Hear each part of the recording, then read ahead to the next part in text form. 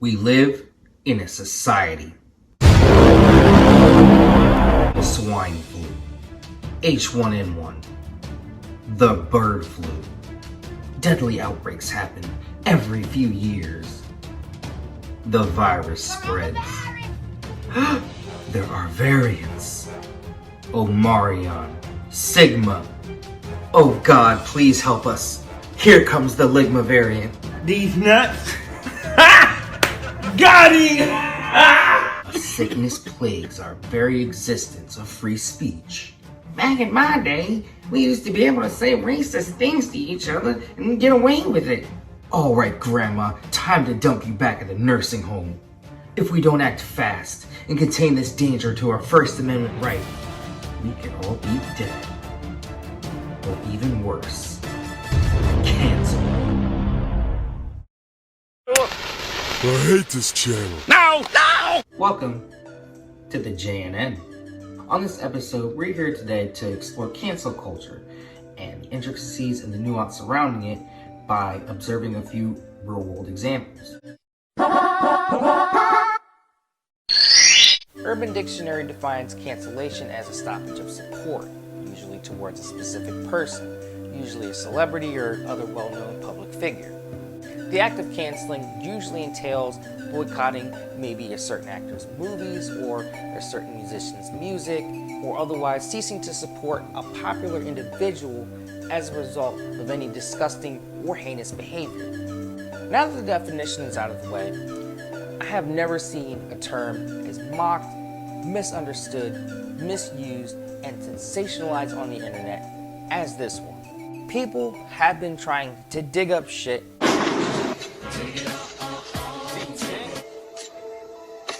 I'm tired of this, Grandpa. That's too damn bad!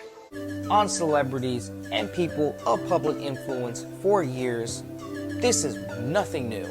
Shit, tabloids have existed since 1919. A popular way of campaigning for public office is by running a smear campaign, in which you would dig up undesirable facts about the opponent's policies, personal beliefs, or even personal drama. Hillary Clinton failed every single time as Secretary of State. Now she wants to be president. Hillary Clinton doesn't have the fortitude, strength, or stamina to lead in our world. She failed as Secretary of State. Don't let her fail us again.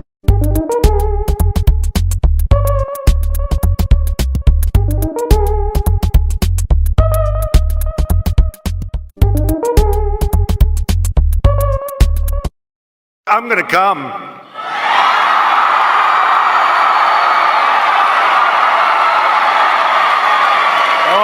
But getting canceled could actually affect someone's career.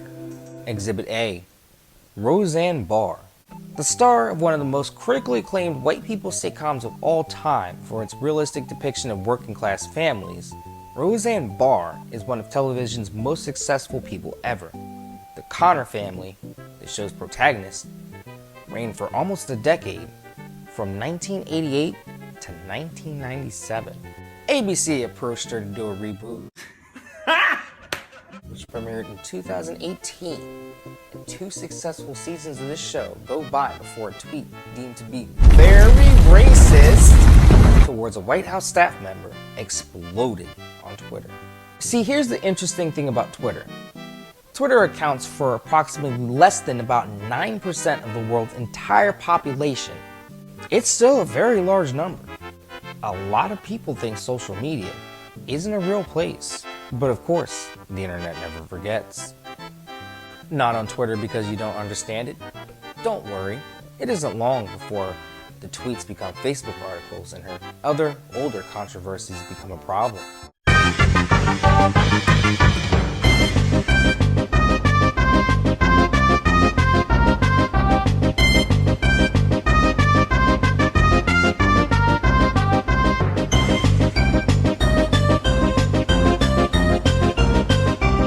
Hey, yo, what the fuck? A problem 22% of the world's population can now see. But then, ABC gets wind. Yikes on bikes. No. Our father Bob Iger ain't gonna like this one. You're right. I don't like this one bit. Shut it down. Wow, that was fast. Her show was pulled from the network hours later. Now, what Roseanne did wasn't illegal, but it was pretty dumb. But Roseanne was given several chances with her career after her luck ran out after making one of the boldest and dumbest decisions she ever made. Should she have been punished about her dumb choice? Now, I don't think it's that cut and dry. I think it's up to the network to decide what to do with her. They are her employers. They were her employers. However, she should have thought of that before she disrespected one of the highest ranking officials to the President of the United States on a public forum. Now let's talk about something illegal. Would you guys consider jacking off to be a sport? EDP 445, aka Eat That Pussy 445, is a widely known YouTuber, insane person, and super fan of my favorite football team, the Philadelphia Eagles. At his height, his channels have been somewhat successful. He's been on SportsCenter.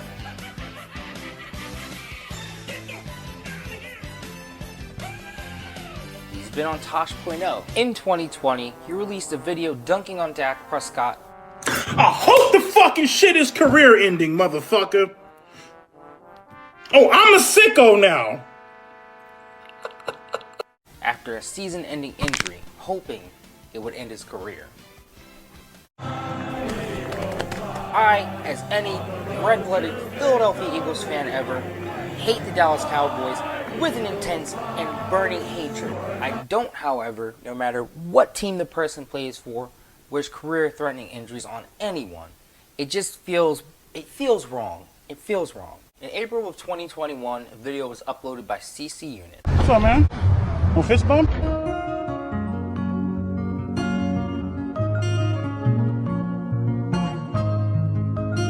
I don't fist bump people like you, man. Seemingly a fan interaction gone wrong, a couple men corner EDP and interrogate him over some very questionable texts and DMs. So, we have you talking to Sophie. Sophie is how old? Here, I know the answer, but I just need you to tell me the answer. How old is she? 13. 13, okay. And before we get into the messages, there was sexual content involved, yes or no? Right. And so what brings you out here today? Well, CC Unit, formerly named Predator Poachers, is a YouTube channel dedicated to vigilante Chris Hansen-style interrogations of child predators. There's something you need to know. Please. I'm Chris Hansen. No, you're not. Yes, I am. No, you're not. Yes, I am. Please let me go home, guys. Sir, Guys, it'd be best if you went out this door. No. After dodging allegations of inappropriate texts sent to a minor levied against him by another YouTuber, Colt Raven, a year earlier. Man, again, you texted 5 underage girls and you fell for the decoy. You fell for it. You fucking fell for the decoy. The jig was finally up, and EDP had to answer for some texts sent to a decoy posing as a 13-year-old. well, I was coming out here to... Glasses off. Okay. Go ahead. Well, I was actually coming out here to pick up a cupcake and then go back home. All right, I see. Pedophile. Who's a pedophile? What's interesting and curious about this case? There was already a pending investigation into his behavior by the local police, but the sting by these vigilante investigators made it harder for EDP to get charged with anything. Here's why.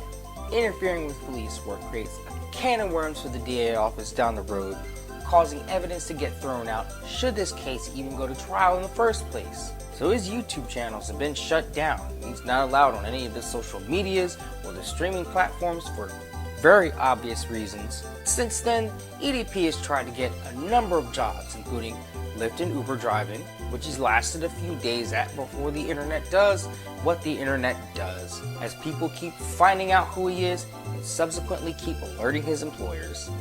These are examples of public individuals that exhibited very damning behavior. The thing in common with these cases is that they've been removed from the places where they made the most money because their employers decided that they wanted nothing to do with their behaviors and their drama, which makes sense. Most of the time though, cancellation may not mean much even though a person may deserve it for their heinous actions. As a matter of fact, sometimes people actually benefit from the attention from being canceled.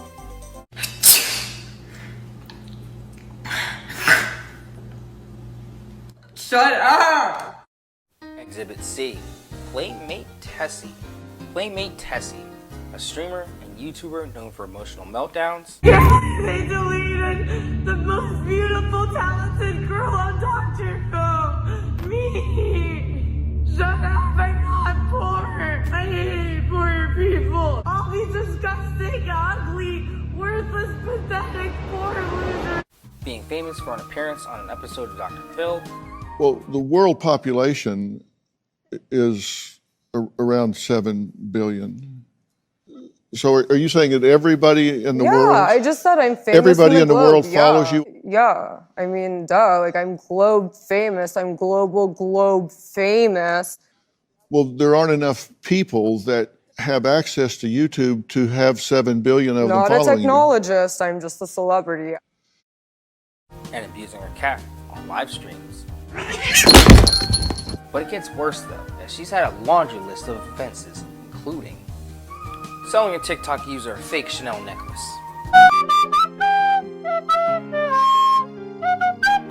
racism. Why the fuck I believe in racism? The fucking goddamn fucking Germans, fucking Mexican ass fucking poverty scammers.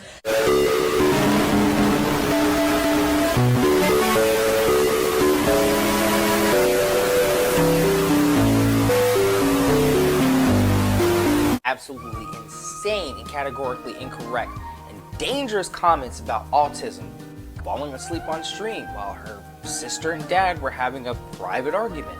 Why ain't you listening to me? I told you several times, drop your attitude. It's not helping you. Has you getting pissy and getting on your mom helped you? Hasn't. It's not. Resulting in further doxing of personal information from her father on the internet, where details about her father's workplace was revealed live on stream, resulting in harassment from Tessie's viewers. Aside from all of that, the most delicious piece of irony is the fact that Tessie's dad is a world-renowned cybersecurity expert and author. This man's entire job is educating people on how to keep their personal information safe, and he had his leaked on the internet, live. There are television shows that try to replicate this amount of irony and can never nail it. Word of my mother, I won't smack this nigga right here. Say I won't smack this nigga. The final nail in the coffin for Tessie's Twitch channel came after making fun of a young woman for wearing a wig during a random encounter on Omegle during a live stream. It gets worse, as she reveals she is wearing a wig because she has leukemia, to which Tessie immediately doubles down on. People pay you to be ugly and bald. You're such a loser. Basically, you're getting a welfare for special needs. This objectively horrible incident led to Tessie's Twitch channel being permanently banned, and she lost her main YouTube channel as well, even though she was reinstated on YouTube months later. It did, however, lead to her father having grown increasingly tired of her previous internet toxicity, tell her to pack up her things and to leave his house. So when Twitch decided to ban her, it was because of some unacceptable behavior. As a matter of fact, Twitch has a non-tolerance policy towards harassment of any kind and reserves the right to terminate your channel if you violate those terms. Okay, she's on YouTube now, she's living on her own, but for someone so rich and talented, she doesn't live up to the same level of fame as her fellow e-girls like Pokimane, whoever the hell this is. Okay, Boomer, whatever you say, Boomer, okay. She was a relatively small fry in the first place that only rose to prominence because of people that wanted to see her fail because of her actions. She still makes videos, but yet again, her very small amount of success comes from people that want to see her fail, which I think is exactly how she wants it. Kudos to her, because she doesn't really have to work hard, she just needs your views. Her image is kind of ruined, not that there really was much of one to begin with, but her life sure as hell isn't. For so it is not ruined at all. I do hope that she gets the help that she needs soon though, because she does ultimately seem like she needs it. Okay, here's an interesting IRL example of cancel culture in the education sector. Enter Brett Weinstein. For years, Evergreen State College has had this long-standing tradition of having students and faculty of color miss a day of activities on the campus to highlight how many people of color were on campus and their contributions therein. Typically, these students and Typically, these students would participate for the day in programs and have discussions about race. The name of the event itself, the Day of Absence, is named after a thought-provoking play by Douglas Turner Ward, where a town would descend into chaos and dysfunction after all of its black residents would mysteriously disappear. Truly, that's some thought-provoking stuff.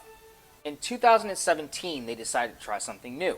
They asked its Caucasian faculty and students to voluntarily stay away from the campus for a day to highlight the members of the faculty and the student body who were persons of color, while the students of color that were encouraged to attend for the day were encouraged to attend workshops and share their experiences regarding racism via public forum. Biology professor Brett Weinstein decided to stay and hold his class like everything was normal. Via email, he cited that he feared that this was an act of force and a show of oppression to his rights, and the student body were so supportive of his decision. Fuck you and fuck the police! Harassment, protests, calling for his resignation. Even a physical altercation with a student is rumored to have broken out. Yet we can't find any articles confirming that one. Too many threats against Weinstein, his wife, and the college prompted Evergreen to let him go. He immediately sought $3.8 million in damages due to police neglect. He was awarded $500,000 of that, which basically would have been his severance package. Weinstein has since become a visiting professor at Princeton. Later on during the pandemic, his stances on COVID and vaccination. So ivermectin is an interesting drug. Its initial use was in treating parasitic infections. It's very effective in treating the worm that causes river blindness, the pathogen that causes elephantitis, scabies. It's a very effective anti-parasite drug. Have tarnished his reputation and further estranged him from the scientific and academic communities. Him and his wife have since released a book which was critically panned by reviewers. He now has a podcast, but that's about it. To add extra context to the situation, Weinstein had emailed the school's president months prior about why he wasn't participating in the very voluntary Day of Absence. Collective outrage and tensions between him and the students brew as they get wind of this. Honestly, in my very unprofessional opinion, him just following through basically added gas to an already burning fire. Did he deserve to have his academic career affected? Did he deserve to be harassed by students? Honestly, in a situation like that, if you're just asking me, that isn't a situation that's all black and white. It's gray. It's a lot of gray area. Yet in any altercation that I've ever been in with someone less mature than me, I've just kind of removed myself. I have no reason to deal with that drama. It just makes sense. Not to mention racial tensions at the historically progressive school were at an all-time high. So let's take a potentially bad situation, add a bunch of incensed and undersupervised youth, let's sprinkle some stubborn boomer in there to catalyze this chemical reaction, and there you have it. A giant mess. If Weinstein had ducked off, maybe his career would have still been intact.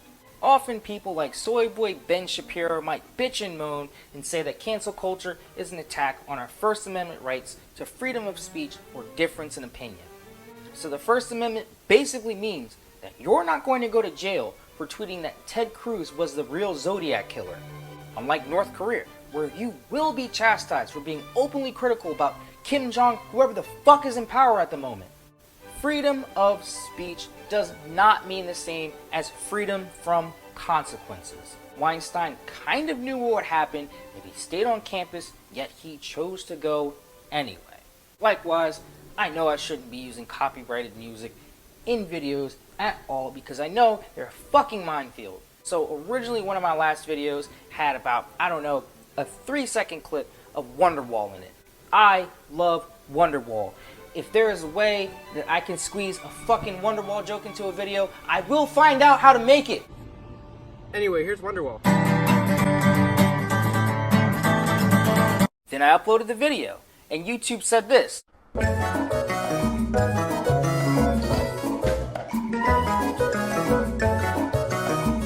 Hey asshole, hey, we're gonna block your video. No, we're not just gonna content ID it, we're gonna fucking block it. Honestly, I kind of knew what was gonna happen if I used copyrighted music anyway.